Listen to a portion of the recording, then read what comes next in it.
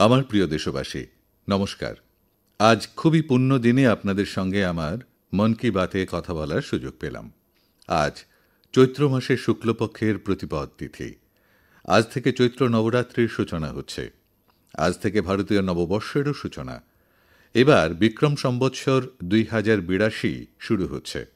বর্তমানে আমার সামনে অনেকগুলো চিঠি রাখা আছে, কোনোটা বিহার থেকে, কোনোটা বাংলা থেকে, কোনোটা তামিলনাড়ু থেকে, কোনোটা গুজরাট থেকে এসেছে। এগুলোতে খুবই আকর্ষণীয়ভাবে সাধারণ মানুষ নিজেদের মনের কথা লিখে পাঠিয়েছেন। অনেকগুলি চিঠিতে শুভকামনা আছে, অভিনন্দন বার্তাও আছে। কিন্তু আজ আমার ইচ্ছে হচ্ছে কিছু বার্তা আপনাদের পড়ে শোনাই।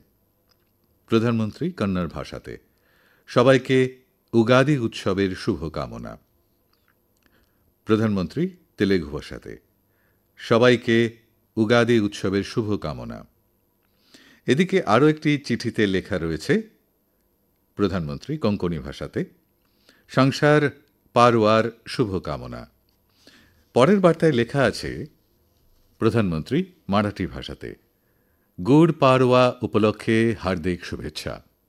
আমাদের এক বন্ধু লিখেছেন প্রধানমন্ত্রী মালয়ালম ভাষাতে সবাইকে বিশু পরবের শুভকামনা। আরও একটি বার্তা আছে প্রধানমন্ত্রী তামিল ভাষাতে সবাইকে নববর্ষে পুথানড়ুর শুভকামনা। বন্ধুরা, আপনারা এটা তো বুঝে গেছেন নিশ্চয়ই, এগুলো ভিন্ন ভিন্ন ভাষাতে পাঠানো শুভেচ্ছা, কিন্তু আপনারা কি এগুলোর কারণ জানেন? আর এটাই তো সেই বিশেষ কথা যা আমি আপনাদের সঙ্গে বিনিময় করতে যাচ্ছি। আমাদের দেশের ভিন্ন ভিন্ন রাজ্যে আজ এবং আগামী কয়েকদিনে নতুন বছর শুরু হতে যাচ্ছে। আর এই সমস্ত বার্তায় নববর্ষ এবং অন্য পার্বণসমূহের জন্য অভিনন্দন জানানো হয়েছে। এর জন্যই আমাকে মানুষ আলাদা আলাদা ভাষায় শুভকামনা পাঠিয়েছেন। বন্ধুরা, আজ কর্ণাটকে, অন্ধ্রপ্রদেশে, তেলেঙ্গানায় উগাদি পার্বণ খুব ধুমধাম করে উদযাপিত হচ্ছে। আজকেই মহারাষ্ট্রে গুড়ি পাড়ওয়া উদযাপিত হচ্ছে। বৈচিত্র্যময় আমাদের দেশে ভিন্ন ভিন্ন রাজ্যে আগামী কয়েকদিনে আসামে রঙ্গোলি বিহু, বাংলায় পয়লা বৈশাখ, কাশ্মীরে নৌরহ উৎসব পালিত হবে। এইভাবে 13 থেকে 15 এপ্রিলের মধ্যে দেশের আলাদা আলাদা প্রান্তে উৎসবের ব্যাপক উদযাপন দেখা যাবে। আর এ নিয়ে উৎসাহের বাতাবরণ, সেই সঙ্গে ঈদ উৎসব তো আসছে। তার মানে গোটা মাসটাই উৎসবে মুখর, পার্বণের দখলে। আমি দেশের মানুষকে এই সমস্ত উৎসবের জন্য অনেক অনেক অভিনন্দন জানাচ্ছি। আমাদের এই উৎসবগুলি ভিন্ন ভিন্ন অঞ্চলের হতে পারে, কিন্তু সেগুলো এটাই দেখায় কিভাবে আমাদের বৈচিত্র্যের মধ্যে একতার বীজ পোতা আছে। সেই একতার ভাবনাকেই আমাদের নিরন্তর শক্তিশালী করার প্রয়াস চালিয়ে যেতে হবে। বন্ধুরা, যখন পরীক্ষা আসে, আমি যুব বন্ধুদের সঙ্গে পরীক্ষা নিয়ে আলোচনা করে থাকি। এখন পরীক্ষা হয়ে গেছে, অনেক স্কুলে ফের ক্লাস শুরু হওয়ার তোড়জোড় চলছে। এরপর গ্রীষ্মের ছুটির বেলাও আসতে চলেছে। বছরের এই সময়ের জন্য শিশুরা খুব অপেক্ষা করে। ছেলেবেলার সেই দিনগুলোর কথা মনে পড়ে গেল, যখন আমি আর আমার বন্ধুরা সারাদিন কিছু না কিছু দুষ্টামি করতাম। তবে একই সঙ্গে আমরা গঠনমূলক কাজও করেছি এবং শিখেছি। গ্রীষ্মের দিনগুলি দীর্ঘ এবং শিশুদের অনেক কিছু করার আছে। এ হলো এক নতুন শখ গ্রহণ করার এবং নিজের দক্ষতাকে আরও উন্নত করার সময়। আজ শিশুদের জন্য এমন প্ল্যাটফর্মের অভাব নেই যেখানে তারা অনেক কিছু শিখতে পারে। উদাহরণস্বরূপ, যদি কোনো সংস্থা একটি প্রযুক্তি শিবির পরিচালনা করে, শিশুরা সেখানে অ্যাপ তৈরির পাশাপাশি ওপেন সোর্স সফটওয়্যার সম্পর্কে শিখতে পারে। যদি সেটি পরিবেশ, থিয়েটার বা নেতৃত্বের বিষয় হয়, তবে এই জাতীয় বিভিন্ন বিষয়ভিত্তিক কোর্স রয়েছে, তাই আপনিও তাদের সঙ্গে যোগ দিতে পারেন। অনেক স্কুল আছে যারা বক্তৃতা বা নাটক শেখায়। এগুলো শিশুদের জন্য খুবই উপযোগী। এইসব ছাড়াও আপনি এই ছুটির দিনে অনেক জায়গায় স্বেচ্ছা সেবামূলক কর্মসূচি এবং সেবামূলক কাজে যুক্ত হওয়ার সুযোগ নিতে পারেন। এই ধরনের অনুষ্ঠানে যোগদানের ব্যাপারে আমি বিশেষ অনুরোধ জানাব। যদি কোনো সংস্থা, স্কুল বা সামাজিক প্রতিষ্ঠান বা বিজ্ঞান কেন্দ্র এই ধরনের গ্রীষ্মকালীন কর্মসূচির আয়োজন করে থাকে, তাহলে অবশ্যই #মাইহলিডেজে তা শেয়ার করুন। এর মাধ্যমে সারা দেশের শিশু, তাদের অভিভাবকেরা সেগুলো সম্পর্কে সহজে তথ্য পেয়ে যাবেন। আমার তরুণ বন্ধুরা, আজ আমি আপনাদের সঙ্গে মাই ভারত বিশেষ ক্যালেন্ডার নিয়ে আলোচনা করতে চাই, যা এই গ্রীষ্মের ছুটির জন্য তৈরি করা হয়েছে এই ক্যালেন্ডারের একটি কপি বা নমুনা বর্তমানে আমার সামনে রাখা আছে। আমি এই ক্যালেন্ডার থেকে কিছু অনন্য উদ্যোগের কথা জানাতে চাই। উদাহরণস্বরূপ, মাই ভারতের স্টাডি ট্যুরে আপনি জানতে পারবেন কিভাবে আপনাদের জনঔষধি কেন্দ্র কাজ করে। প্রাণবন্ত গ্রাম অভিযানের অংশ হয়ে আপনি সীমান্ত গ্রামে একটি অনন্য অভিজ্ঞতা পেতে পারেন। এর পাশাপাশি অবশ্যই সেখানে সংস্কৃতি এবং ক্রীড়া কর্মসূচির অংশীদার হতে পারেন। আপনিও আম্বেদকর জয়ন্তীতে মিছিলে অংশ নিয়ে সংবিধানের মূল্যবোধ সম্পর্কে সচেতনতা ছড়িয়ে দিতে পারেন। এছাড়াও আমি ছোটদের এবং তাদের পিতামাতার কাছে তাদের ছুটির অভিজ্ঞতা হলিডে মেমোরিজে জানানোর জন্য একটি বিশেষ অনুরোধ করছি। আমি আসন্ন মন কি বাতে আপনাদের অভিজ্ঞতাগুলো অন্তর্ভুক্ত করার চেষ্টা করব।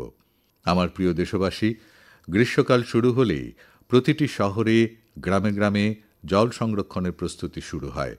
অনেক রাজ্যে জল সংগ্রহ এবং জল সংরক্ষণ সংক্রান্ত কাজ নতুন গতি পেয়েছে। কেন্দ্রীয় জলশক্তি মন্ত্রণালয় ও বিভিন্ন স্বেচ্ছাসেবী সংস্থা এই লক্ষ্যে কাজ করছে। দেশে হাজার হাজার কৃত্রিম জলাশয়, নিয়ন্ত্রক বাঁধ, বোরওয়েল রিচার্জ, কমিউনিটি সোকপিট নির্মাণ করা হচ্ছে।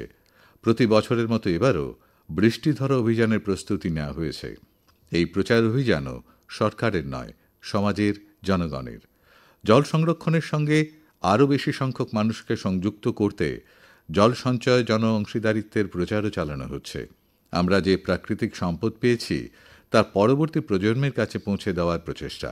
বন্ধুরা, বৃষ্টির ফোঁটা সংরক্ষণ করে আমরা অনেক জল অপচয় প্রতিহত করতে পারি। গত কয়েক বছরে এই অভিযানের আওতায় দেশের অনেক জায়গায় জল সংরক্ষণের নজিরবিহীন কাজ করা হয়েছে। আমি আপনাদের একটি আকর্ষণীয় পরিসংখ্যান দিতে পারি। গত ৭-৮ বছরে নতুন তৈরি জলাশয়, পুকুর এবং অন্যান্য জল পুনরুজ্জীবিত পরিকাঠামোর মাধ্যমে ১১ বিলিয়ন ঘনমিটার জল সংরক্ষণ করা হয়েছে।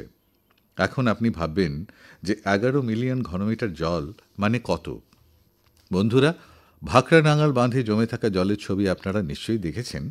এই জল গোবিন্দসাগর হ্রদ তৈরি করেছে। শুধুমাত্র এই হ্রদের দৈর্ঘ্যই ৯০ কিলোমিটারেরও বেশি। এমনকি এই হ্রদে ৯ থেকে ১০ বিলিয়ন ঘনমিটার বেশি জল সংরক্ষণ করা যায় না। মাত্র ৯ থেকে ১০ বিলিয়ন ঘনমিটার। আর তাদের ক্ষুদ্র প্রচেষ্টায় দেশবাসী ভারতের বিভিন্ন জায়গায় ১১ বিলিয়ন ঘনমিটার জল সংরক্ষণের ব্যবস্থা করেছেন। বলুন, এটা কি দারুণ প্রয়াস নয়?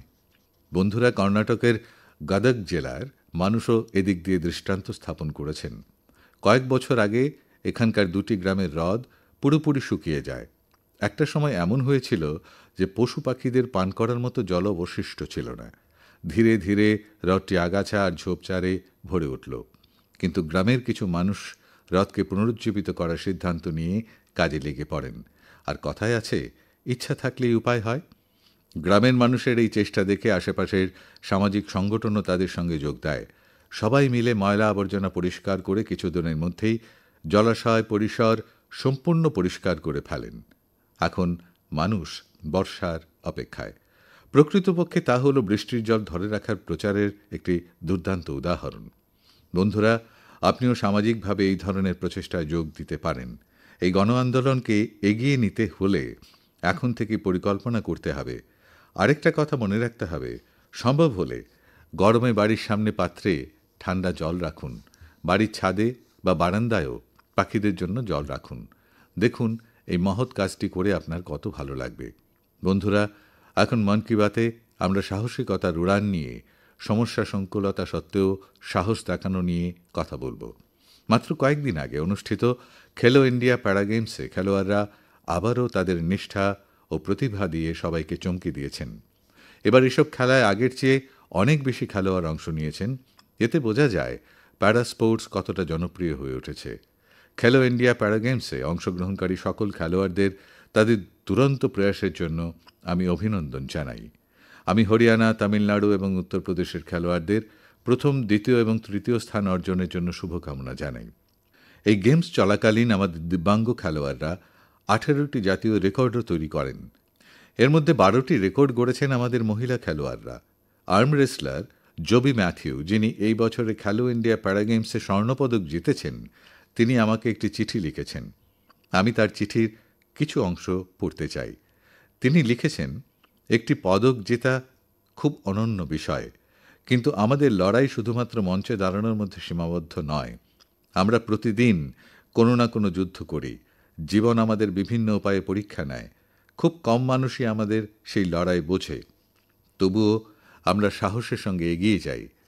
আমরা আমাদের স্বপ্ন পূরণ করার চেষ্টা করি। আমরা বিশ্বাস করি আমরা কারো থেকে কম নই। বাহ, জবি ম্যাথিউ, আপনি দারুণ লিখেছেন, অসাধারণ লিখেছেন। এই চিঠির জন্য আমি আপনার প্রতি কৃতজ্ঞতা প্রকাশ করছি। আমি জবি ম্যাথিউ এবং আমাদের সমস্ত দিব্যাঙ্গ বন্ধুদের বলতে চাই যে আপনার প্রয়াস আমাদের জন্য একটি মহান অনুপ্রেরণা। বন্ধুরা, দিল্লিতে আরেকটি জমকালো অনুষ্ঠান অনেক মানুষকে অনুপ্রাণিত করেছে এবং তাদের উদ্দীপনায় পরিপূর্ণ করেছে। একটি উদ্ভাবনী ভাবনা হিসেবে প্রথমবারের মতো ফিট ইন্ডিয়া কার্নিভালের আয়োজন করা হয়েছিল। এতে বিভিন্ন এলাকার প্রায় ২৫,০০০ মানুষ অংশ নেন। তাদের সবার একই লক্ষ্য ছিল ফিট থাকা এবং ফিটনেস সম্পর্কে সচেতনতা ছড়িয়ে দেওয়া। এই ইভেন্টে অংশগ্রহণকারীরা তাদের স্বাস্থ্যের পাশাপাশি পুষ্টি সম্পর্কিত তথ্য পেয়েছেন। আমি আপনাকে আপনার এলাকায় এই ধরনের কার্নিভালের আয়োজন করার জন্য অনুরোধ করছি। এই উদ্যোগে মাই ভারত আপনার জন্য খুব সহায়ক হতে পারে। বন্ধুরা, আমাদের দেশীয় খেলাধুলা এখন জনপ্রিয় সংস্কৃতির চেহারায় মিলেমিশে যাচ্ছে। বিখ্যাত র্যাপার হনুমান কাইনকে তো আপনারা সবাই জানেনই। বর্তমানে তার নতুন গান রানিটা বেশ জনপ্রিয় হয়ে উঠেছে। এর মধ্যে যোগ করা হয়েছে কালারি পায়াতুতু, গাটক এবং থাং তার মতো আমাদের ঐতিহ্যবাহী মার্শাল আর্ট। আমি হনুমান কাইনকে অভিনন্দন জানাই যে তার চেষ্টাতেই বিশ্বের মানুষ আমাদের ঐতিহ্যবাহী মার্শাল আর্ট বা সমরশিল্প সম্পর্কে জানতে পারছে। আমার প্রিয় দেশবাসী, প্রতি মাসে মাই গভ এবং নমো অ্যাপে আপনাদের অসংখ্য বার্তা পাই। কিছু বার্তা আমার মন ছুঁয়ে যায়, আবার কিছু গর্বে ভরিয়ে তোলে। অনেক সময় এই বার্তাগুলোর মাধ্যমে আমাদের সংস্কৃতি ও ঐতিহ্য সম্পর্কে অনন্য তথ্য জানতে পারি। এইবার যে বার্তাটি আমাদের দৃষ্টি আকর্ষণ করেছে তা আমি আপনাদের সঙ্গে ভাগ করে নিতে চাই। বারাণসীর অথর্ব কাপুর, মুম্বাইয়ের আরজেশ লিখা এবং অত্রেয় মান আমার সাম্প্রতিক মরিশাস সফর নিয়ে তাদের অনুভূতি লিখে পাঠিয়েছেন। তারা লিখেছেন, এই সফরের সময় গীত গাওয়াইয়ের পরিবেশনা দেখে তারা অসম্ভব আনন্দ পেয়েছেন। পূর্ব উত্তরপ্রদেশ এবং বিহার থেকে আসা বহু চিঠিতেও আমি এমনই আবেগ অনুভব করতে পেরেছি। মরিশাসে গীত গাওয়ের অসাধারণ পরিবেশনার সময় যে অনুভূতি হয়েছিল তা সত্যি অপূর্ব। বন্ধুগণ, যখন আমরা আমাদের শেকড়ের সঙ্গে সংযুক্ত থাকি তখন যত বড় ঝড়ই আসুক না কেন সেটি আমাদের টলাতে পারে না। কল্পনা করুন, প্রায় ২০০ বছর আগে ভারত থেকে বহু মানুষ গিরমিটিয়া শ্রমিক বা চুক্তিভিত্তিক শ্রমিক হিসেবে মরিশাসে গিয়েছিলেন। কেউ জানতেন না সামনে কী অপেক্ষা করছে, কিন্তু সময়ের সঙ্গে সঙ্গে তারা সেখানে নিজেদের প্রতিষ্ঠিত করেছেন। তারা তাদের ঐতিহ্যকে আগলে রেখেছেন এবং শেকড়ের সঙ্গে যুক্ত থেকেছেন। কিন্তু শুধু মরিশাসই নয়, এটাই একমাত্র উদাহরণ নয়। গত বছর যখন আমি গায়নায় গিয়েছিলাম তখন সেখানকার চৌতাল পরিবেশনা আমাকে গভীরভাবে প্রভাবিত করেছিল। বন্ধু, এখন আমি আপনাদের একটি অডিও শোনাতে চাই।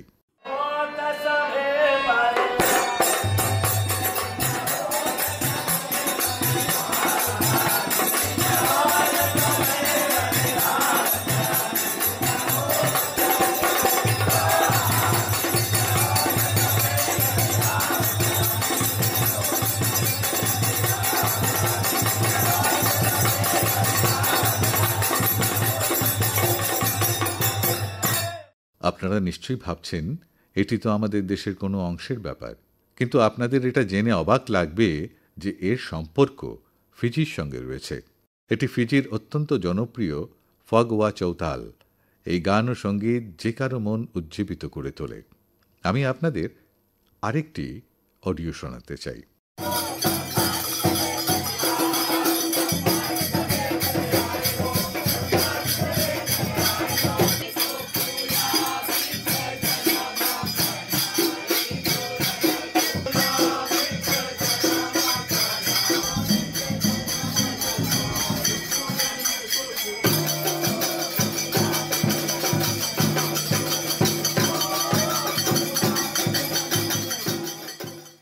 এটি সুরিনামের চৌতাল অডিও।